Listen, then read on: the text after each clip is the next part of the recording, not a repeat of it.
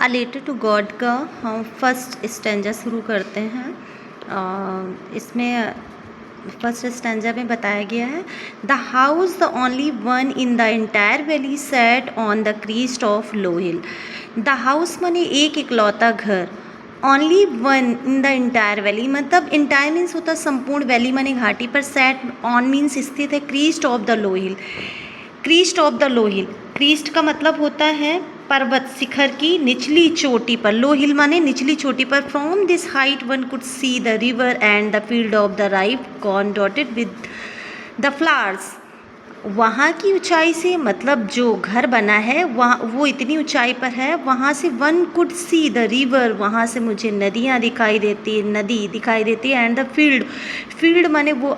खेत दिखाई देता है, ऑफ राइप कॉर्न डॉटेड, जो कि राइप कॉर्न मतलब उसमें पकी हुई फसल है, डॉटेड विद द फ्लावर्स और फूलों से लदी हुई फसल है, that always promise a good harvest, वो हमेशा प्रॉमिस क्या करता है, एक अच्छी फसल की प्रॉमिस करता है, एक अच्छी फसल होगी, इस बार बहुत अच्छी फसल होगी। The only one things earth needed was a downpour और एट लीस्ट अ सार। ओनली थिंग्स केवल एक चीज़, अर्थ माने पृथ्वी को उस समय केवल नीडेड माने आवश्यकता थी, वॉज अ डाउनपोर मतलब बारिश तो बहुत ज़्यादा नीड थी उस समय की, काफ़ी बारिश हो जाए, लेकिन होता क्या है अगर बहुत ज़्यादा बारिश नहीं हो सकती है तो कुछ बौछार ही हो जाए, एटलीस्ट माने कुछ सौरी हो जाए, शौर माने होता है बौछार हो जाना। थ्रू आउट द मॉर्निंग, उस दिन लैंचो थ्रू आउट, उस दिन थ्रू आउट का मतलब होता है उस दौरान, लगातार, जो लैंचो था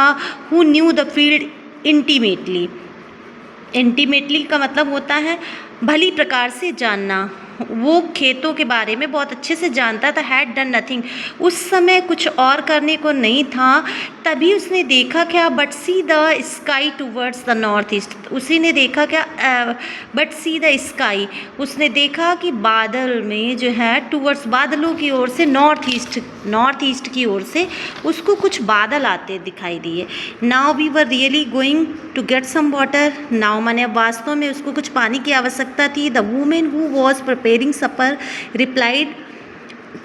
उसकी वुमेन मतलब उसकी पत्नी जो थी, who was preparing supper replied, वो रात का, सपर मीन्स होता रात का भोजन बना रही थी, उसने उत्तर दिया येस गॉड विलिंग, जैसी भगवान की इच्छा, भगवान की इच्छा होगी तो बारिश होगी, भगवान की इच्छा नहीं होगी तो बारिश नहीं होगी। इसके बाद the older boy were working in the field, उसका जो बड़ा बेटा था वो खेतों में काम कर रहा था, while the smaller ones were playing near the house, और उसका जो छोटा बेटा था वो घर के बाहर मतलब घर के बाहर खेल रहा था, नियर माने घर के बगल में खेल रहा था।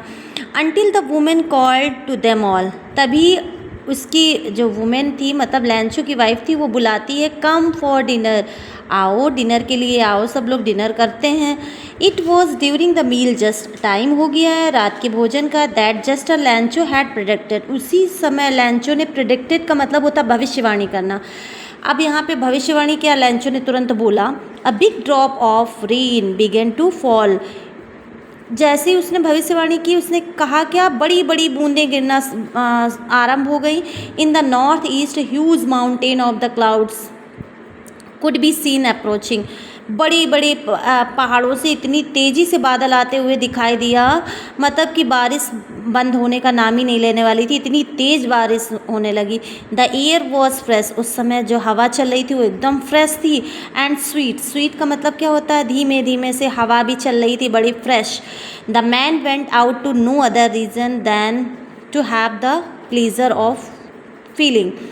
द मैन वो व्यक्ति, Lencho, went out no other reason, उसका कोई दूसरा कारण नहीं था, than to have the pleasure, खुशी का, feeling rain into the body, वो मारे खुशी के हो जाता क्या है, रेन में अपनी पूरी बॉडी को एक्सपोज करता है। And when he return he exclaimed, इसके बाद जब वो वापस आता है बोलता क्या है, दीज आर रेन ड्रॉप्स, ये जो बारिश की बूंदें हैं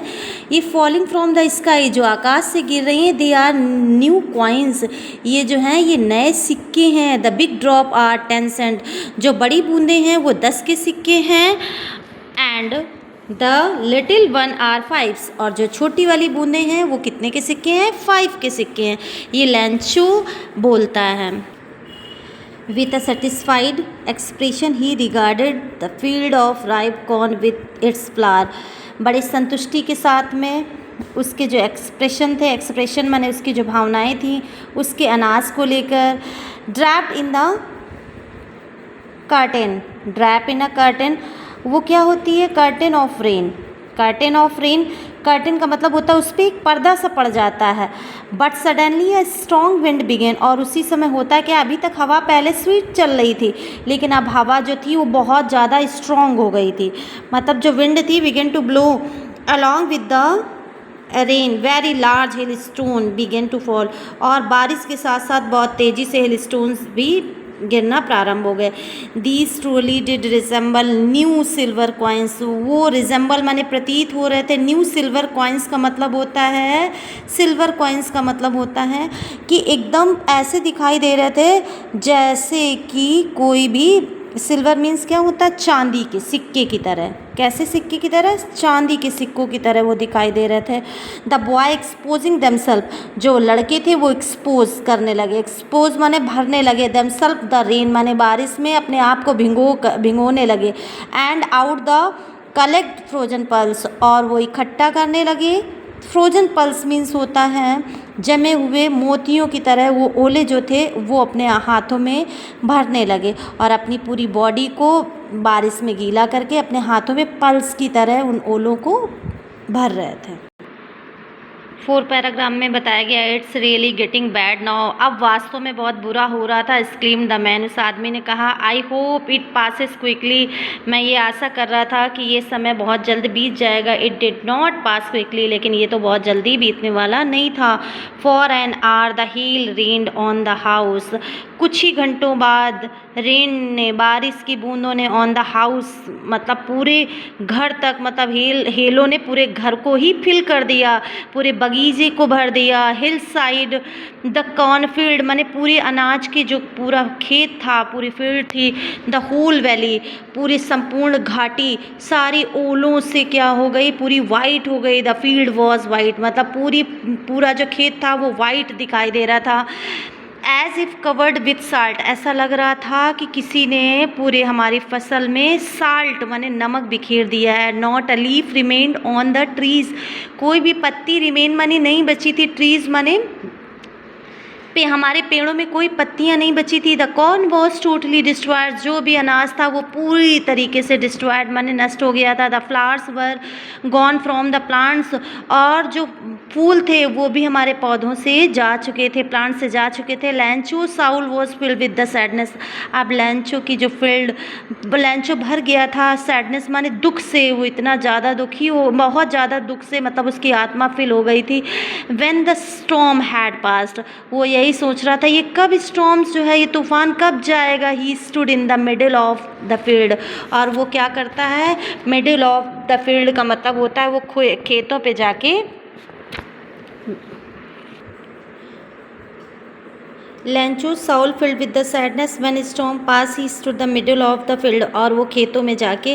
क्या हो जाता है, खड़ा हो जाता है। एंड सैड हिज सन्स, और अपने बेटे से कहता है, a plague of locusts, a plague of locusts का मतलब होता है टिड्डियों का दल। Would have left more than this, अगर वो तक हमारी खेतों में लग जाता तब भी कुछ तो ना कुछ तो बच जाता। The hails has left nothing, इन ओलों ने तो कुछ भी नहीं छोड़ा। This year we will have no corn, लगता है इस साल कोई भी फसल नहीं होगी। द नाइट वॉज सॉरोफुल, वो रात उसके लिए बहुत ज़्यादा कैसी थी, सॉरोफुल माने दुख भरी थी। All our works for nothing, उस रात को कुछ भी करने के लिए नहीं था। This no one who can help us, there is no one who can help us, कोई भी ऐसा व्यक्ति नहीं था जो उसकी मदद करता। We shall all go hungry this year, लगता है इस साल हमें भूखों ही रहना पड़ेगा। ये बात लैंचो जो है वो अपने बेटे से कहता है। देखो इसमें डिस्क्राइब भी किया गया है, ये फसल को देखकर बेचारा कितना ज़्यादा डिस्टर्ब है लैंचो, और वो ये बताना चाह रहा है कि इस साल हमें लगता है कोई भी फसल नहीं होगी, हम लोग कैसे अपना इस साल कैसे काटेंगे, कैसे क्या करेंगे, कि क्योंकि ये परेशान है, इनका केवल एक ही घर, संपूर्ण घाटी पर एक ही घर बना हुआ है।